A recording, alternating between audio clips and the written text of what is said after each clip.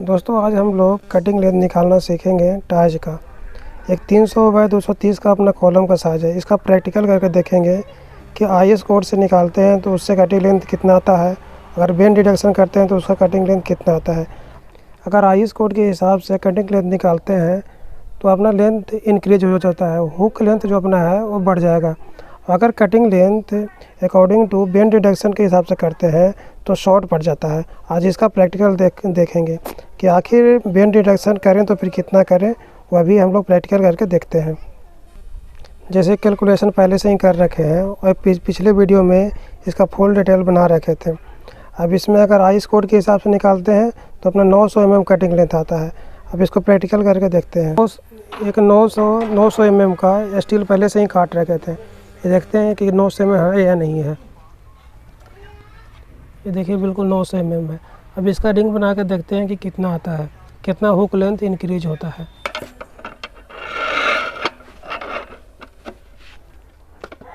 अब देखते हैं इसका कटिंग लेंथ के हिसाब से प्रॉपर आता है कि नहीं आता है, कितना अपना इलॉन्गेशन हो रहा है। ये सब इस वीडियो में क्लियर हो जाएगा कि आखिर कटिंग लेंथ कितना आना चाहिए, आईएस कोड के हिसाब से इलॉन्गेशन कितना हो रहा है और बेंड डिडक्शन के हिसाब से सही हो रहा है या नहीं हो रहा है।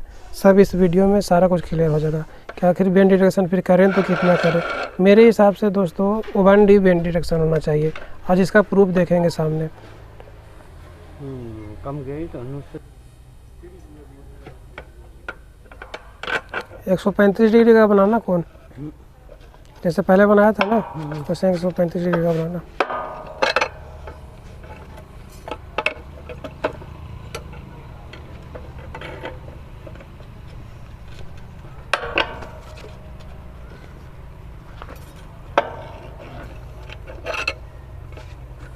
जैसा कि रिंग बन के अपना तैयार हो गया है, रिंग बोल दें या टाइज बोल दें, बन के तैयार हो गया।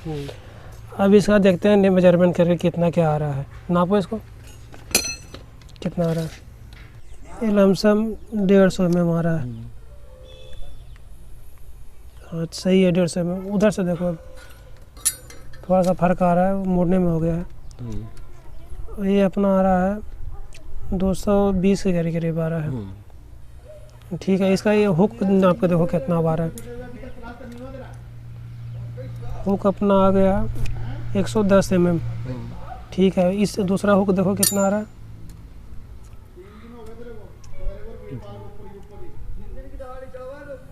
दूसरा हुक अपना 100 mm आ रहा है। जैसा कि इस वीडियो में देखें कि दोनों हुक लेंथ अपना बढ़ गया है। अब इसका कैलकुलेशन यहाँ दिया हुआ है। अब अकॉर्डिंग टू बेंड डिडक्शन देखते हैं कि बेंड डिडक्शन से हिसाब से क्या आता है हुक लेंथ। जैसा कि अपना L1 बराबर L1 अपना हुक लेंथ हो गया 10 इंटू डाया बार 80 mm हो गया। L2 बराबर 80 में टोटल 160 mm आना चाहिए था, जबकि अपना अगर मेजरमेंट कर रहे हैं तो आ कितना रहा है। L1 बराबर 101 और L2 बराबर 110 आ रहा है। टोटल 210 mm हो गया। लमसम यानी 60 40 50 mm इंक्रीज हो गया है। अब अकॉर्डिंग टू बेंड डिडक्शन कहते हैं, देखते हैं कि बेंड डिडक्शन के हिसाब से प्रॉपर अपने को टाइज बनता है या उसमें शॉर्टर पड़ता है या नहीं पड़ता है। जहाँ तक उसमें शॉर्टर पड़ जाता है, इसका अभी देख लेते हैं प्रैक्टिकल करके। बेंड डिडक्शन के हिसाब से कैलकुलेशन पहले से ही कर रखे हैं। जैसे कि इसमें देख सकते हैं कि according to bend deduction 804 mm आ रहा है। अब इसमें एक 804 mm का ले लेते हैं। वहाँ से पूरा दिखाओ ना 804 mm पूरा नाप के दिखाओ।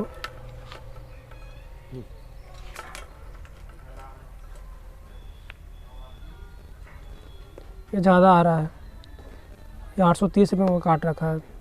दूसरा काटो, वो ज़्यादा लंबा सरिया काट रखा था, ये दूसरा सरिया फिर से करवा करके लाए हैं। जैसे कि इसको देख सकते हैं 800 mm का पूरा है, 804 ही लमसम बन रहा है। अब इसका रिंग बना करके देखते हैं, टाइज बना के देखते हैं क्या आता है।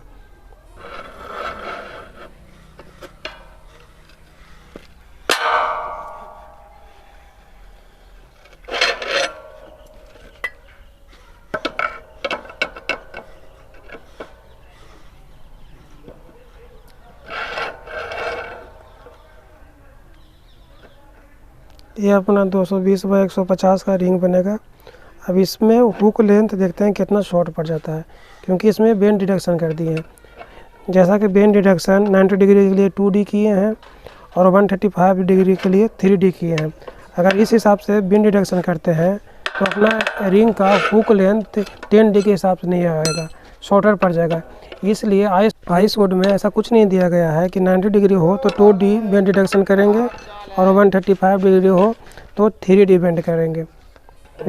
अभी इसका प्रैक्टिकल करके देख रहे हैं कि कितना अपना शॉर्ट पड़ जाता है, इसलिए ये टोटली रॉन्ग है।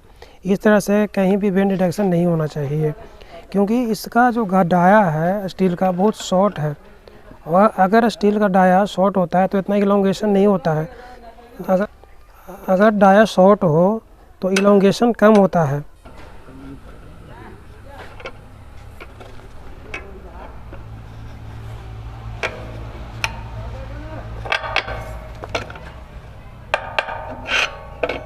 कम पड़ गया।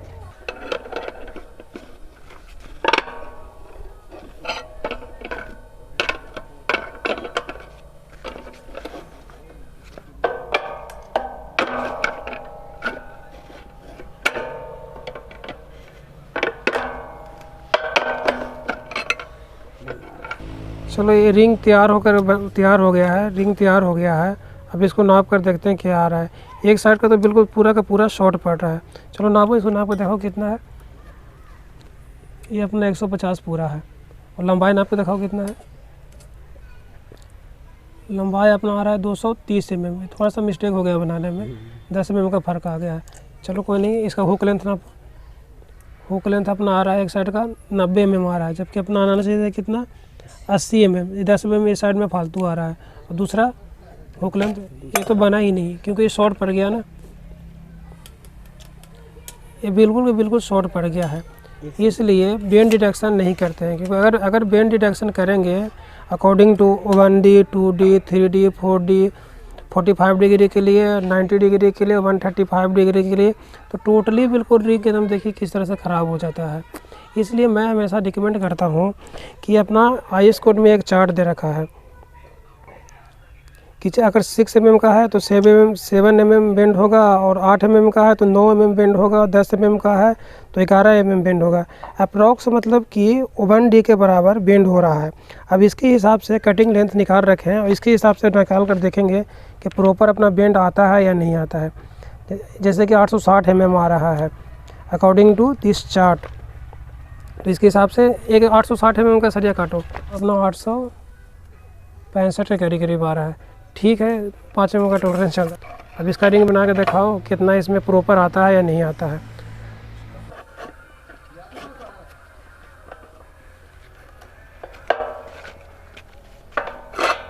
दोस्तों वीडियो बहुत लॉन्ग हो रहा है, इसलिए इसको रिंग बनने के बाद डायरेक्ट मेजरमेंट करके देखेंगे। रिंग बन के तैयार हो गया है। अब इसका मेजरमेंट देखते हैं कितना आ रहा है।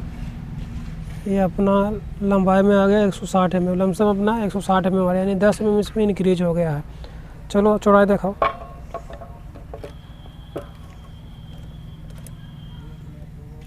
ये अपना 230 mm आ रहा है, 225 है, 230 के करीब आ रहा है। चलो ठीक है, हुक लेंथ दिखा दो, बिल्कुल सही है। अपना 150 आना चाहिए था, ये अपना 70 mm आ रहा है। एक साइड का अपना 70 mm आ रहा है। ठीक है, दूसरे साइड का देखो हुक लेंथ कितना है। ये अपना 90 mm आ रहा है, 90 आ रहा था ना, पूरा देखो। ये अपना 90 mm आ रहा है। और हाँ, अपने को हुक लेंथ मिनिमम 75 mm चाहिए था, तो एक साइड का 70 mm आ गया, एक साइड का 90 mm आ गया। तो लमसम में अगर दोनों इक्वल हो जाएगा तो बिल्कुल प्रॉपर आ जाएगा 75 और 75। इसलिए रिकमेंड करते हैं कि जब भी बेंड डिडक्शन करें तो 1D करें, जैसा कि इस चार्ट में दिया हुआ है, ताकि अगर इस हिसाब से 1D अगर बेंड डिडक्शन करते हैं तो बिल्कुल अपना रिंग का साइज प्रॉपर आता है।